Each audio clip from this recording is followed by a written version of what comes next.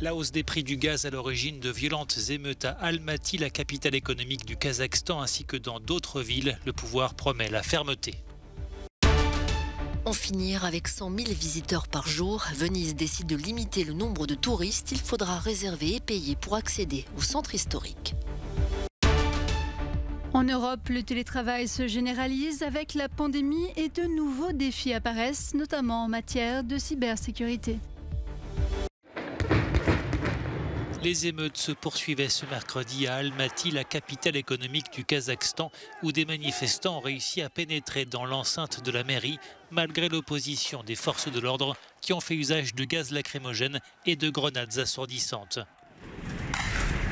Une hausse des prix du gaz est à l'origine de cette colère débutée dimanche dans une ville de province avant de s'étendre à Almaty dans la nuit de mardi à mercredi où plus de 5000 personnes avaient déjà été dispersées par la police.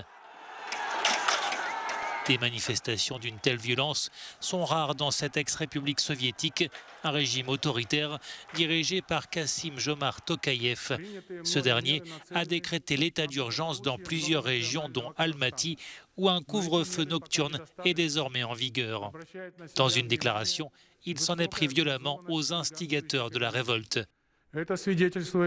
C'est un plan d'action élaboré, dit-il, qui a été préparé par des comploteurs bien financés. C'est pourquoi, en tant que chef de l'État, j'ai l'intention d'agir avec la plus grande fermeté possible. Sans doute le signe d'une riposte du pouvoir, le pays faisait face ce mercredi à une panne d'Internet générale, selon une ONG spécialisée dans la surveillance du web.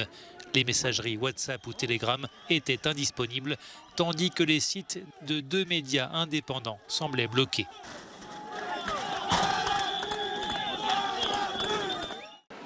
Venise, sa lagune, ses canaux et ses hordes de touristes. La cité des Doges n'en peut plus et décide de limiter l'accès. Il faudra réserver, payer et passer par des portiques pour entrer dans le centre historique. Je pense que cela va aider à protéger la ville. Les flots de touristes ne peuvent pas venir. De 28 à 30 millions de visiteurs par an en moyenne contre environ 50 000 Vénitiens, la Sérénissime fait le choix d'un tourisme plus raisonné et plus long. L'objectif est de décourager le tourisme d'un jour, le tourisme à la sauvette qui est fatigant et stressant pour la ville, et d'encourager plutôt un tourisme plus lent. 500 caméras ont été installées. Objectif, comptabiliser le nombre de personnes dans la rue et établir leur identité en temps réel grâce aux données des téléphones portables. Le système permettra aux habitants de Venise et à ceux qui y travaillent de se déplacer.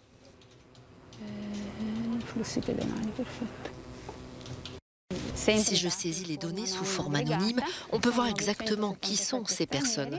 977 étrangers, 800 Italiens, dont 135 Vénitiens. Il ne sera donc bientôt plus possible de visiter Venise librement, sauf pour ceux qui réserveront des nuits d'hôtel ou un appartement meublé touristique. Il en va de la survie et de la sérénité de la ville. En Allemagne, le recours au travail à distance a permis de réduire la propagation du Covid-19. Au Portugal, le télétravail obligatoire est de retour. Et en France, les entreprises qui ne le garantissent pas risquent des amendes financières. Le télétravail est-il la dernière et la plus efficace des mesures pour faire face à la pandémie ? Certainement, mais il n'est pas sans risque.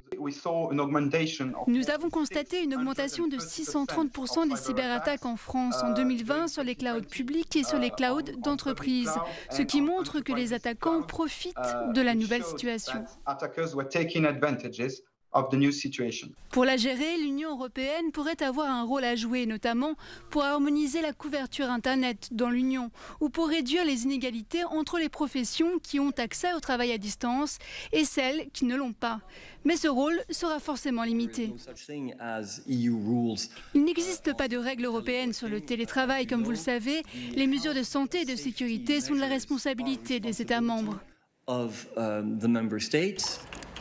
La responsabilité revient donc aux pays européens, mais l'Union peut aider, notamment en matière de cybersécurité. Le défi consiste à avoir la capacité de sécuriser le cryptage de bout en bout et d'identifier le travailleur à distance, de contrôler son identité et de savoir qui accède aux services informatiques à distance. Pour surmonter ce défi, la Commission européenne a proposé de mettre en place une identité numérique commune à tous les citoyens européens.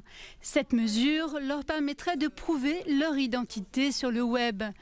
Mais cette dernière reste controversée pour des raisons de droit à la vie privée et le chemin est encore long avant de voir résolus tous les défis posés par le télétravail.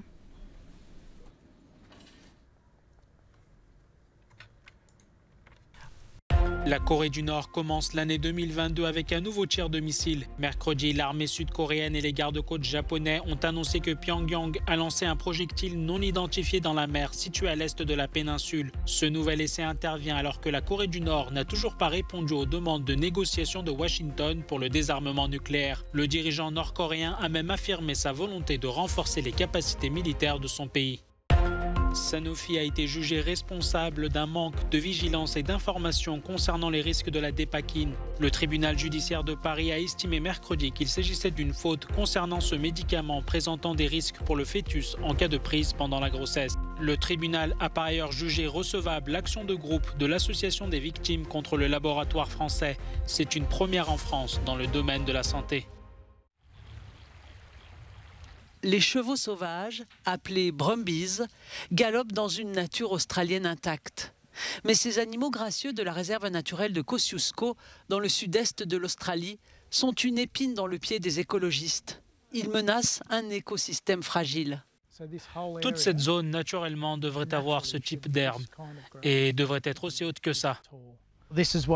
C'est ce que nos petits lézards et nos petites souris indigènes aiment. C'est là qu'ils vivent. Ils ne peuvent plus vivre ici.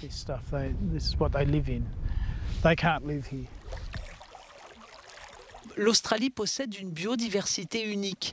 Plus de 80% des plantes et des animaux qui y vivent ne se trouvent nulle part ailleurs dans le monde.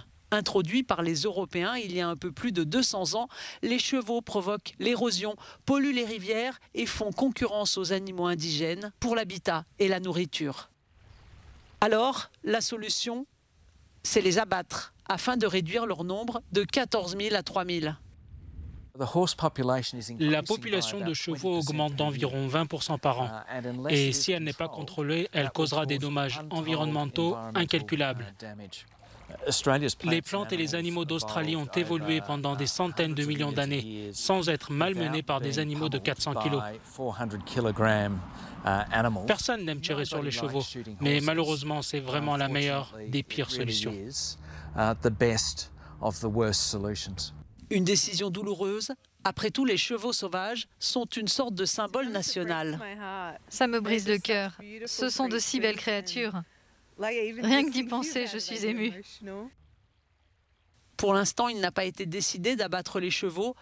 Leurs défenseurs ont des suggestions alternatives. Capturer et stériliser les animaux ou même les apprivoiser. Le problème persiste. Le 15 janvier prochain, la France et le monde du théâtre fêteront les 400 ans de la naissance de Molière. À son actif, d'innombrables pièces qui ont traversé les siècles et sont devenues des classiques. Au lycée Montaigne de Paris, des étudiants reprennent plusieurs pièces de Molière qui ont une résonance très actuelle, notamment à propos des femmes. Chez vous, le mariage est fâcheux et pénible. Il est plus pour cela, selon mon goût. Molière a créé beaucoup de personnages qui étaient très modernes. À son époque, on ne le voyait pas vraiment, c'était très mal vu. Mais maintenant, en fait, quand on relit les pièces, quand on revoit des spectacles et tout, on comprend que c'est beaucoup plus, ça va tellement plus loin et qu'en fait, il avait imaginé des personnages qui étaient beaucoup plus forts et qui auraient un impact tellement plus fort plus tard. À travers la comédie et la farce, Molière dénonce le pouvoir des hommes, mais aussi leur crainte des femmes, comme dans l'école des femmes, immense succès à l'époque qui évoque la peur du cocufiage chez le mari. Les femmes n'y sont pas des ingénues et savent tirer parti des situations avec beaucoup de liberté et de modernité.